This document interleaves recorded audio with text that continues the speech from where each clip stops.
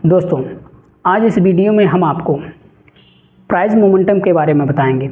मेरे पीछे की जो 3 वीडियो बनी हुई हैं वो फंडामेंटल एनालिसिस के आधार पर बनी हुई हैं। जो शेयर मार्केट में इन्वेस्ट करना चाहते हैं वह उनके लिए वह वीडियो बहुत खास है, क्योंकि फंडामेंटल एनालिसिस शेयर मार्केट में इन्वेस्ट करने वालों के लिए ही है।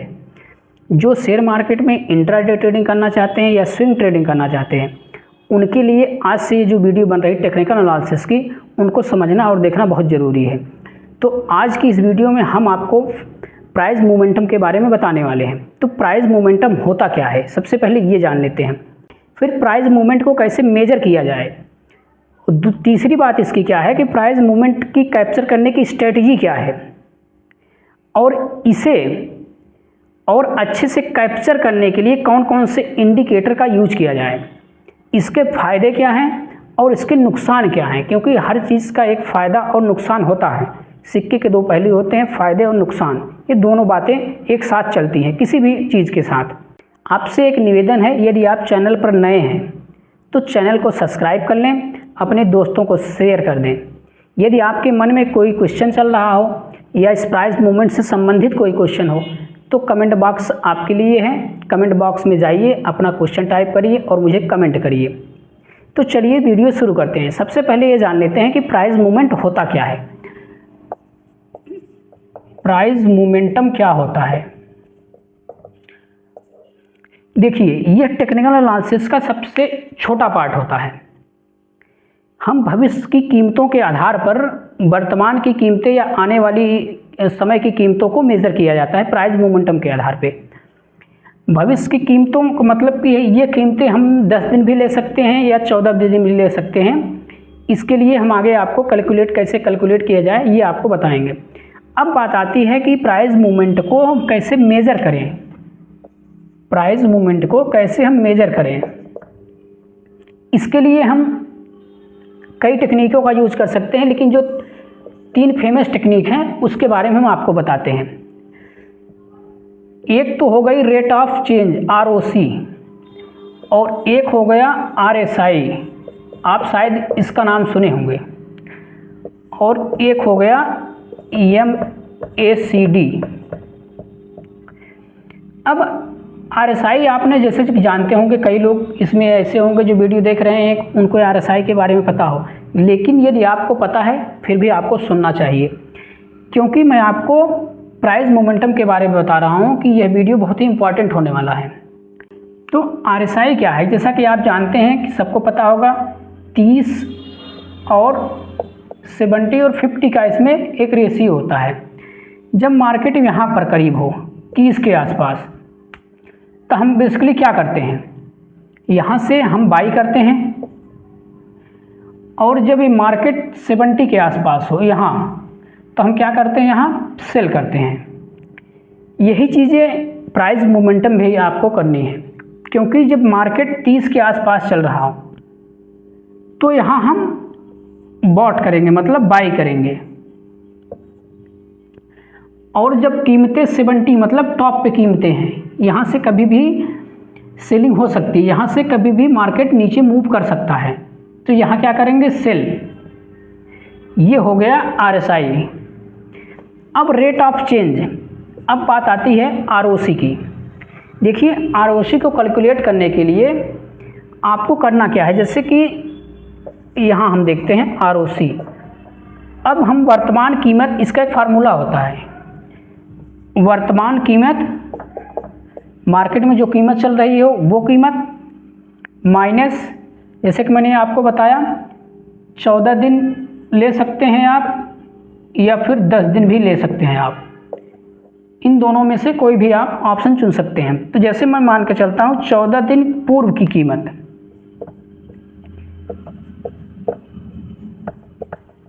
14 दिन पूर्व की कीमत कहने का मतलब ये है कि वर्तमान कीमत जो मार्केट की समय चल रही है, और 14 दिन पूर्व की जो कीमत है, और गुणे इसको माइनस करके गुणे 100 कर देंगे, और यहाँ 14 दिन पूर्व की कीमत डिवाइड कर देंगे। अब क्या है, जैसे कि मान के एग्जांपल समझिए कि अगर वर्तमान की कीमत मान लेते हैं 200 रुपये है, 14 दिन पूर्व कीमत जो थी वह मान के चलिए 120 रुपये थी। इतना आप लोगों को समझ में आ रहा होगा। अब इससे जो माइनस करेंगे तो ये कितना आ जाएगा लगभग, यहाँ देखते हैं 200 माइनस 120, यहाँ आ जाएगा 80, फिर यहाँ 120 गुणते 100, इससे काट देंगे। अब ये 4 तिहाई 12 हो गया, 4 दूनी 8, मतलब ये ऊपर हो गया आपका 200, मैं कहाँ लिख दूँ, यहाँ लिख देता हूँ, इसे देख लीजिएगा 200 भागे 3। अब आपको कितना आ जाएगा, 6 3 6 के 18, 2 लगभग 66.66, मतलब 66.66 कीमत पिछले 14 दिन में बढ़ गई है। एक तो आप इससे प्राइस मूवमेंट को कैप्चर कर सकते हैं, आरओसी से रिटर्न ऑफ चेंज। इसे कैसे करेंगे, फार्मूला जान लीजिए, वर्तमान कीमत माइनस 14 दिन पूर्व की कीमत, इसको डिवाइड कर देंगे 14 दिन पूर्व की कीमत से गुणे 100, आपकी जो कीमत ये आएगी आरओसी की आ जाएगी। अब तीसरा ऑप्शन क्या है आपके पास, EMACD, इसको यहाँ से हम मिटा देते हैं, 1 मिनट, आप देखते रहिएगा ध्यान से। ये हो गई MACD, मूविंग एवरेज है ये। इससे आपको प्राइस मोमेंटम पता करने के लिए MACD से 3 तरीका मैंने बताया, RSI, ROC return of change और MACD मूविंग एवरेज। अब इससे क्या है कि जब जो देखिए मूविंग एवरेज, जब आप ये इंडिकेटर है, जब ये भी इंडिकेटर है, जब आप अपने चार्ट पे जाके इसे प्लॉट करेंगे मूविंग एवरेज के, यहाँ पर 2 लाइनें आती हैं और एक मूविंग एवरेज की लाइन आती है। यदि यह मूविंग एवरेज की लाइन इस स्ट्रेट लाइन को मूविंग एवरेज की लाइन ये नीचे से ऊपर की तरफ काटे, तब आपको ये समझ जाना है कि इस समय कीमतें अप ट्रेंड में होने वाली हैं। नीचे से मतलब सपोर्ट से कीमतें जाके इस स्ट्रेट लाइन को जब काटें तो आप समझ जाना है कि अप ट्रेंड में मार्केट जाने वाला है। अब यही कीमत, यही मूविंग एवरेज यदि ऊपर से आ रहा हो और नीचे की तरफ काटे तो ये क्या हो जाएगा, डाउन ट्रेंड में। अब आपको 3 बातें समझ में आ गई होंगी, मूविंग एवरेज क्या है, ROC क्या है और RSI क्या है। प्राइस मूवमेंट को मेजर करने के आपको मैंने 3 तरीके बता दिए। अब बात आती है प्राइस मूवमेंट की स्ट्रेटजी क्या है, किस स्ट्रेटजी से इससे हम एक लंबा प्रॉफिट के लिए कैप्चर कर सकते हैं। इसको हम मिटा देते हैं क्योंकि बोर्ड जो है छोटा है, इसलिए हमें मिटा के सारी चीज़ें लिखना पड़ रहा है। यदि आपको समझने में दिक्कत हो तो प्लीज़ आप वीडियो को फिर पुनः जो है पीछे आगे करके आप फिर से देख सकते हैं। अब बात आती है, इतना आप समझ गए होंगे, अब स्ट्रेटजी समझ लेते हैं, प्राइस मोमेंटम की स्ट्रेटजी कौन कौन सी होती है। देखिए प्राइस मोमेंटम, एक पहली बात तो आप RSI से भी इसकी मूवमेंट को कैप्चर कर पाएंगे, जैसे कि मैंने बताया पीछे। दूसरा MACD से भी कैप्चर कर पाएंगे। तीसरा आप ट्रेंड पता कर सकते हैं, अभी मैं आपको ये बता रहा हूँ, 2 चीज़ें मैं बता चुका हूँ। और चौथा CD, चौथा क्या है, प्राइस एक्शन। ये दोनों चीज़ें मैं आपको बता चुका हूँ। तो आप अब समझिए ट्रेंड क्या होता है। देखिए ट्रेंड 3 प्रकार के होते हैं, बेसिकली जो मार्केट में चलता है वह 3 प्रकार का ट्रेंड होता है। पहला हो गया अप ट्रेंड, दूसरा हो गया डाउन ट्रेंड, तीसरा हो गया साइडवेज। अब यहां समझते हैं कि अप ट्रेंड क्या है। अप ट्रेंड के लिए क्या कंडीशन हो सकती है, कैसे हम पता करेंगे कि मार्केट इस समय अप ट्रेंड में है या डाउन ट्रेंड में है या फिर साइडवेज है। इसको जानने के लिए सबसे पहले अप ट्रेंड को हम समझते हैं कि अप ट्रेंड की कंडीशन क्या है, कैसे आपको ये चार्ट में दिखेगा।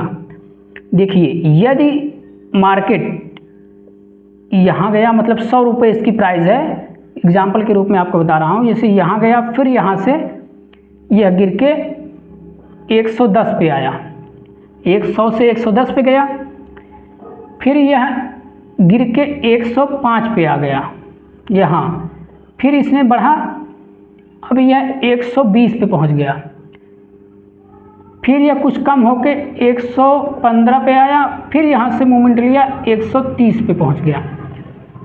आप यहाँ क्या देख रहे हैं कि प्राइस लो से हाई बनाई, फिर हाई से हाई बनाती चली गई। मतलब जो प्राइस यहाँ 100 रुपये थी, ये हाई बनाया, फिर हाई से लो आई, HL यहाँ बनाया, फिर ये हाई से फिर हाई बना ली। मतलब प्राइस का मोमेंटम देख रहे हैं किस साइड है, अप साइड, मतलब प्राइस यहाँ से अप ट्रेंड में है। ये हो गया ट्रेंड। प्राइस मूवमेंट को कैप्चर करने के लिए तीसरा पार्ट है ट्रेंड। ट्रेंड का या पहला पार्ट है अप ट्रेंड। अब सेकंड वाला पार्ट ये समझते हैं डाउन ट्रेंड कैसे समझेंगे आप। डाउन ट्रेंड समझने के लिए, जैसे कि यहाँ मैं मानता हूँ कि 100 रुपये प्राइस है, इस प्राइस से कीमत कितनी हुई 110,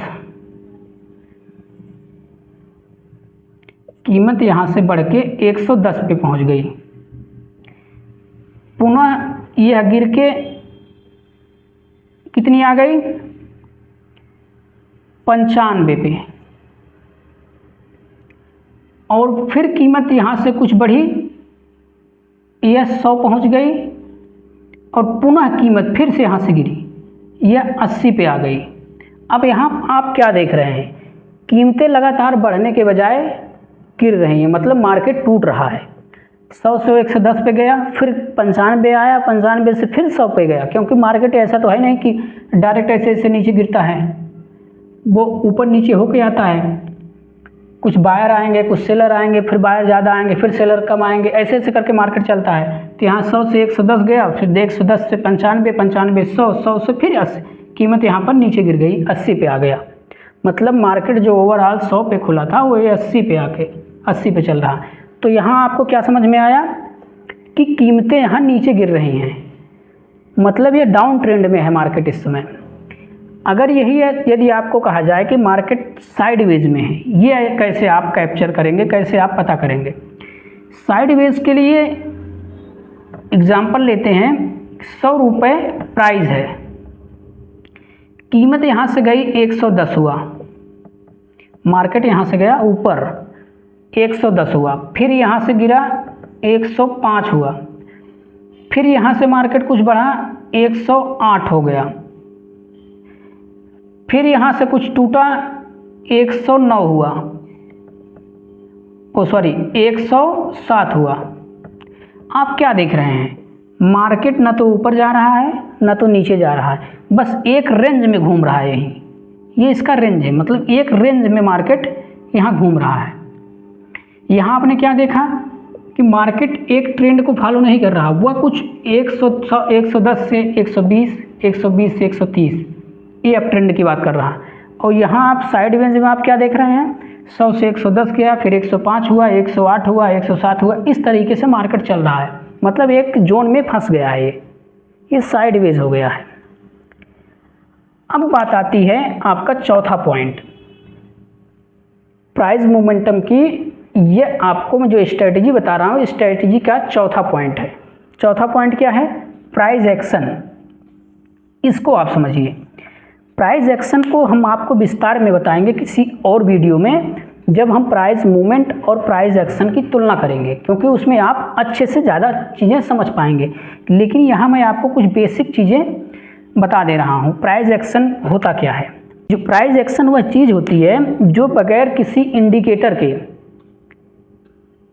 चार्ट और कैंडलस्टिक के आधार पर हम कीमतों को, भविष्य की कीमतों को कैप्चर करने की कोशिश करते हैं या जानने की कोशिश करते हैं। बगैर इंडिकेटर के आधार पर, कैंडलस्टिक और चार्ट के आधार पे। तो सबसे जो फेमस है इसका कीमतें, भविष्य की कीमतों को कैप्चर करने के लिए, वो है कैंडलस्टिक पैटर्न।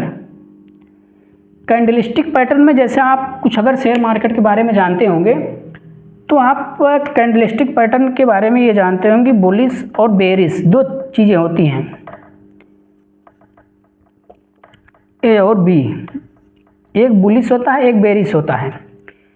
तो हम ये जान लेते हैं कि बुलिश कैंडलस्टिक कौन सी होती है। एक शॉर्ट में आपको मैं बता रहा हूँ, जब ये दोनों की हम तुलना करेंगे प्राइस मूवमेंट और प्राइस एक्शन की, तो वहाँ हम आपको अच्छे से समझाएंगे दोनों के बारे में। तो यहाँ हम शॉर्ट में जान लेते हैं कि बुलिश कैंडलस्टिक क्या होती है। देखिए, आप सबसे पहले इसे मिटा दे रहे हैं आपको समझाने के लिए। अब समझिए जो बुलिश कैंडल होती है, पहले कैंडल समझ लेते हैं, कैंडल कैसे क्या काम करती है। आप ऐसे समझिए, आपके घर में मोमबत्ती जरूर आपने देखी होगी। अब ये उस मोमबत्ती का ये ऊपर का सिरा और ये नीचे का सिरा। कैंडल जो होती है उसका जो नीचे का सिरा होता है ये लो होता है, जो शेयर मार्केट में कैंडल हम यूज़ करते हैं, और ऊपर का जो सिरा होता है वो हाई होता है। आप लो जान गए और हाई जान गए। और जो ग्रीन कैंडल होती है, ये कैंडल यहाँ ओपन होती है और यहाँ ऊपर जाके ये क्लोज होती है। लो, हाई, ओपन, क्लोज, ये किस कंडीशन में, जो ग्रीन कैंडल होती है उसके लिए है। यहाँ हम बीच में लिख दे रहे हैं ग्रीन कैंडल। और यही यदि एक रेड कैंडल जो होगी, कैंडल तो सेम बनती है लेकिन इस कुछ चीज़ें चेंज हो जाती हैं। लो इसका भी यही सेम रहता है, हाई भी यही सेम है, और लेकिन जो खुलने वाला जो स्थान है, यहाँ रेड कैंडल यहाँ क्लोज होती है और यहाँ ओपन होती है। ये हो गया रेड कैंडल। आप कैंडल का एक बेसिक सा पार्ट समझ गए कि कैंडल वर्क कैसे करती है। अब जानते हैं बुलिश कैंडल कौन सी होती है। जैसे कि आपको हम छोटा सा एग्जांपल दे रहे हैं, हैमर। हैमर आपका हमेशा बॉटम पे बनेगा। कहाँ? बॉटम पे, सपोर्ट पे। सपोर्ट के बारे में भी हम भी आपको बता दे रहे हैं। जो आपने सपोर्ट के बारे में सुना है और जो मैं बताऊंगा उसमें बहुत अंतर होगा, और सपोर्ट रेजिस्टेंस जो मैं बताऊंगा आपको कभी नहीं भूलेगा। तो पहले आप बुलिश कैंडल को समझिए। बुलिश कैंडल क्या है कि ये नीचे बनेगी। हैमर आपको बता रहा था, ये हम एकदम बॉटम में बनेगा, सपोर्ट में। नीचे इसकी जो परछाई है ज़्यादा लंबी होती है, ट्रेल ऊपर कम।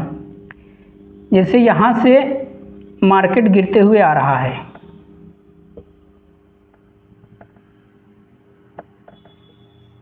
यहाँ पे गिरते हुए आया और नीचे सपोर्ट पे एक हैमर बन गया, तब आपको अलर्ट हो जाना है। यहाँ से कीमतें रिटर्न हो सकती हैं क्योंकि ये हैमर है। हैमर का काम ये है मार्केट में रिवर्स करना। मार्केट अगर गिर रहा है तो उसको पुनः बुलिश सेंटीमेंट में ले जाना। तो यहाँ कैंडल ये ग्रीन बन सकती है और यहाँ से मार्केट ऊपर जा सकता है। मतलब यहाँ से कीमतें एक हैमर बनने से यहाँ से कीमतें अप ट्रेंड में जा सकती हैं। और वहीं बेरिश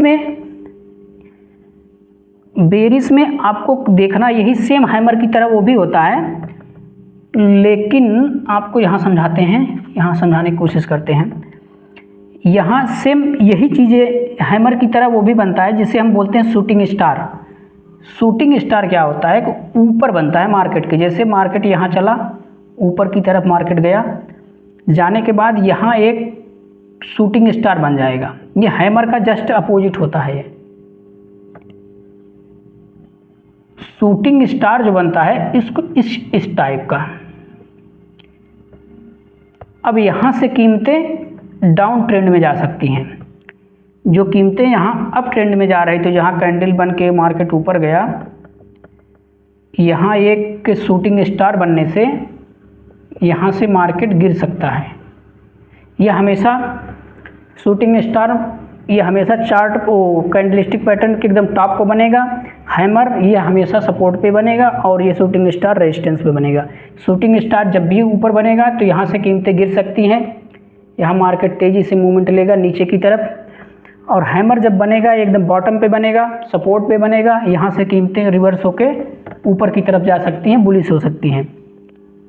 तो आप यहाँ समझ गए प्राइस एक्शन में वो भी कैंडल, 2 कैंडल मैं आपको बताया, बुलिश और बेरिश। इसमें एक आपको मैंने बताया हैमर और एक शूटिंग स्टार, 2 का एग्जांपल मैं दिया। आगे जब वीडियो बनाऊंगा एक स्पेशल प्राइस एक्शन और प्राइस मूवमेंट के बारे में, तो वहाँ आपको विस्तार से कैंडल के बारे में समझाऊंगा कौन कौन सी कैंडल होती है। अब मैं आपको पीछे बता रहा था कि सपोर्ट के बारे में आप जान लीजिए। सपोर्ट का काम क्या होता है, आपने सपोर्ट के बारे में क्या सुना है, और मैं आपको यहाँ कैसे आपको एक सपोर्ट के बारे में अच्छे से नॉलेज दूंगा जो कभी आप भूल नहीं पाएंगे। भूलना चाहेंगे तब भी नहीं भूल पाएंगे सपोर्ट और रेजिस्टेंस के बारे में। तो यहाँ हम समझ लेते हैं, इसे मिटा देते हैं।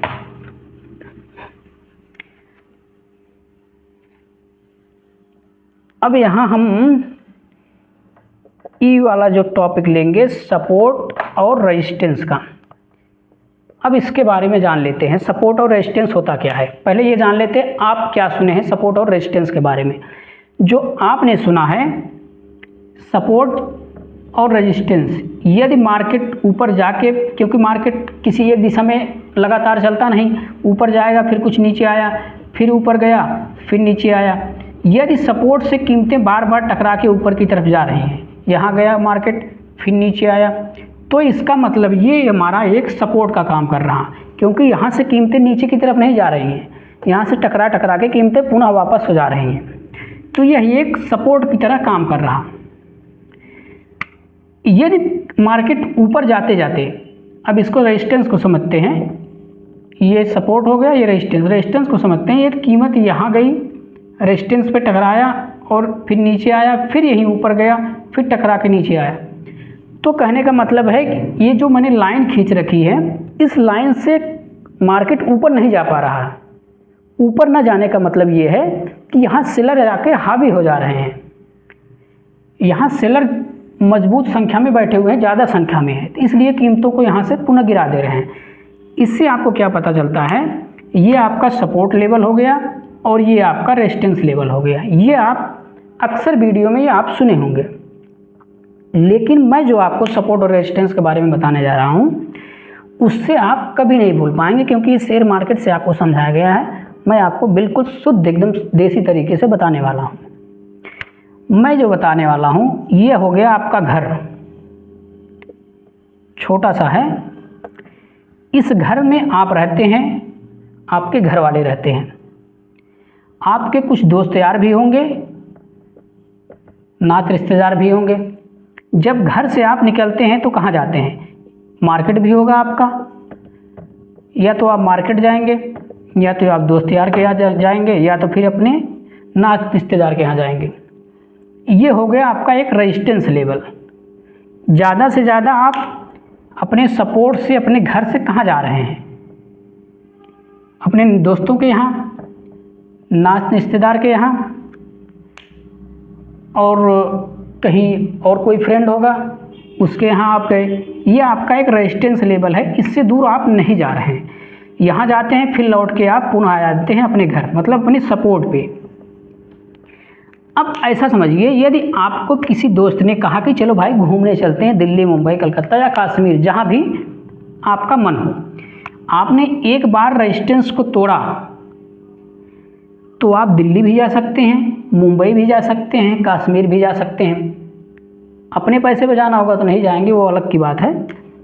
जो मैं आपको यहाँ समझाने की कोशिश कर रहा हूँ उसको समझिए। यदि आपने एक बार रेजिस्टेंस तोड़ा तो घर वाले ये नहीं पता कर पाएंगे कि आप कहाँ जाने वाले हैं, क्योंकि आपकी लिमिट तो घर वाले जानते हैं कि दोस्तों के यहाँ जा सकता है, रिश्तेदार के यहाँ जा सकता है, और कोई दोस्त होगा तो उसके यहाँ जा सकता है।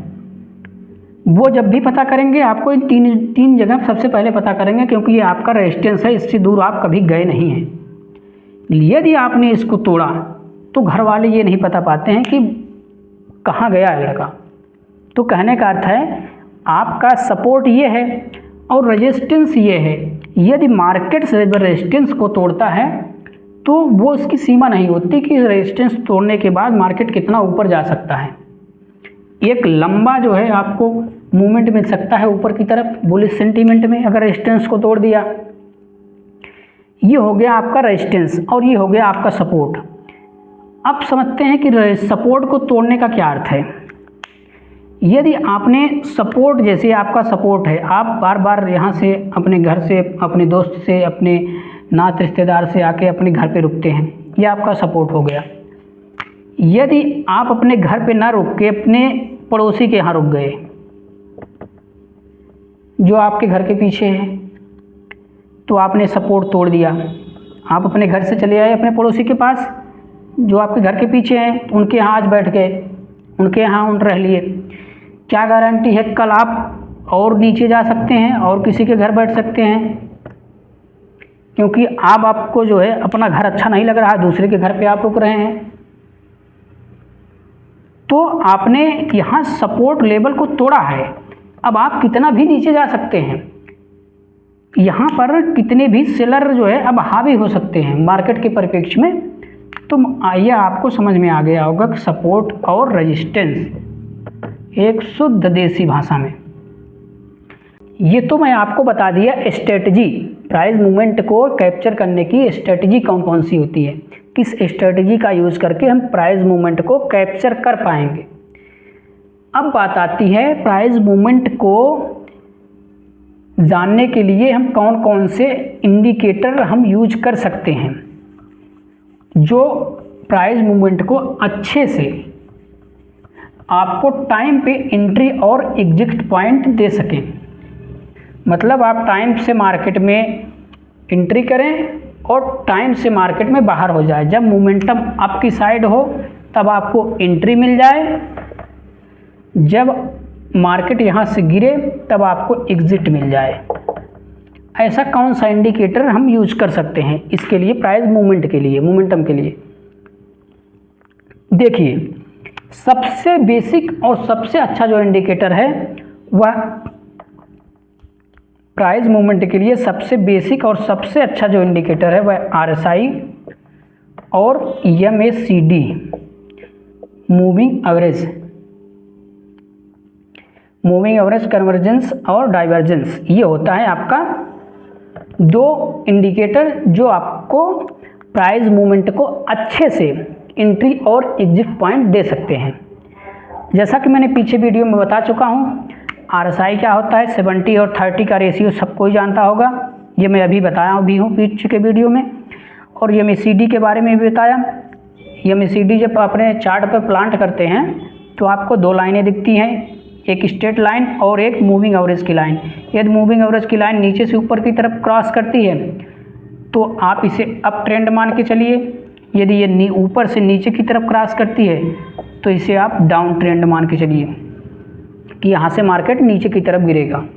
और यहाँ जब नीचे से ऊपर की तरफ काटे तो आप चलिए मान के चलिए कि अप ट्रेंड में है, मार्केट यहाँ से ऊपर की तरफ जाएगा। ये हो गया आपका इंडिकेटर।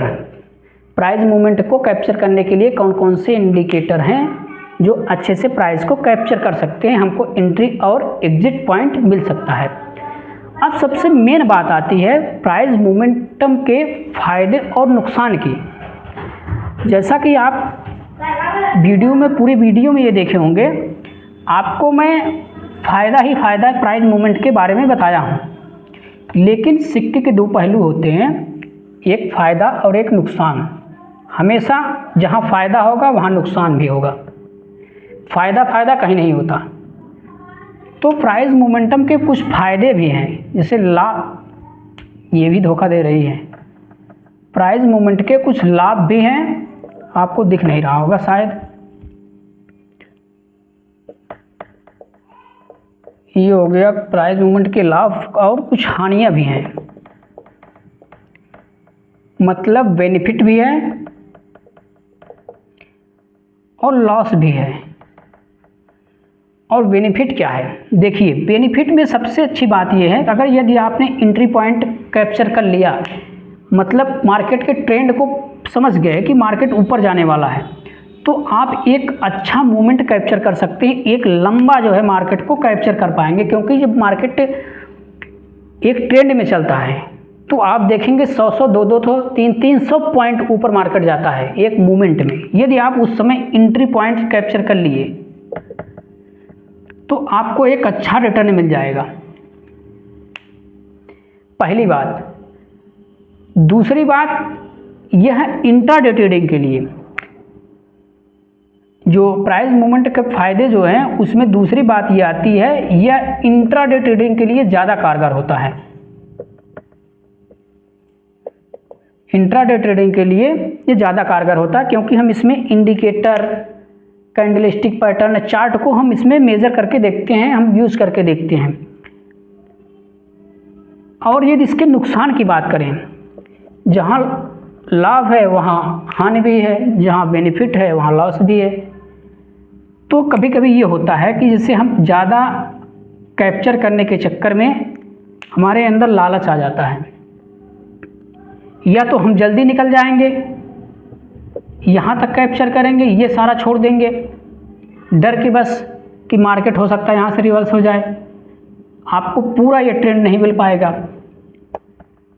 और इसके एक लॉस ये भी है, कोई कंपनी अपना नया प्रोडक्ट लॉन्च करती है, हो सकता है उससे कीमतें बढ़ जाएं, जो कीमतें भी डाउन ट्रेंड में मार्केट चल रहा था, हो सकता है उससे कीमतें जो है रिवर्स हो जाएं। और दूसरी बात आती है न्यूज़ की। अगर यदि कोई न्यूज़ आ जाती है जो शेयर मार्केट को ग्लोबली और एक कंट्री के रूप में इफ़ेक्ट कर रही है, उस समय भी मार्केट में रिवर्सल आ सकता है। यदि मार्केट ऊपर है, अप ट्रेंड में है, तो मार्केट यहाँ से नीचे गिर सकता है, डाउन ट्रेंड में भी जा सकता है। इससे भी हमें नुकसान होने का खतरा रहता है। दूसरी बात, कभी कभी जब मार्केट ज़्यादा वोलेटाइल होता है, मतलब मार्केट में फ्लक्चुएशन ज़्यादा होता है, तो हमारे इंडिकेटर जो है, जैसे RSI हो गया जो मैं बता रहा हूँ, या MACD हो गया, ये हमें फॉल्स सिग्नल दे देते हैं। फॉल्स सिग्नल से ये होगा, जो हमारा जो हमें दिख रहा है सामने की मार्केट अप ट्रेंड में जाने वाला है, वो हो सकता है रिवर्स हो जाए यहीं से और आपको अच्छा खासा नुकसान हो जाए। इस नुकसान से बचने के लिए आपको स्टॉप लॉस जैसी टेक्निक का यूज़ करना होगा। तो आज का वीडियो आपको कैसा लगा, प्लीज़ कमेंट बॉक्स में जाके कमेंट करिएगा और चैनल को लाइक करिए, शेयर करिए, सब्सक्राइब करिए। वीडियो देखने के लिए धन्यवाद। जय हिंद।